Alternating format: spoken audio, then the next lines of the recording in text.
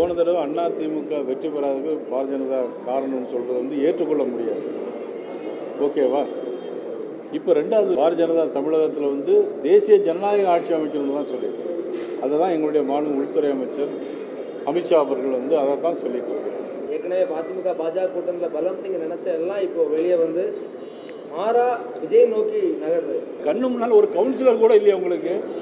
ஒரு எம்எல்ஏ கூட இல்லை. ஒரு கூட இல்லை சார். 50 ஆண்டு அரசியல் வாய்ந்த செங்கோட்டையன் அவர்கிட்ட தானே போயிருக்காரு. இப்போ வந்து சில இடங்களில் வந்து துரியோதனன் வந்து என்ன பண்ணிட்டு இருந்தாங்க, சேராத இடந்தனில் சேர்ந்தால் என்ன நடக்கும்? தோல்வி தான் நடக்கும். அதனால் வந்து நீங்கள் இன்றைக்கி எழுதி வச்சுக்கிடுங்க, உறுதியாக தேசிய ஜனநாயக கூட்டணி ஆட்சி. இன்னும் தேர்தலுக்கு பல நாள் பல வருஷம் ஒன்றும் இல்லை, கொஞ்ச நாள் தான்.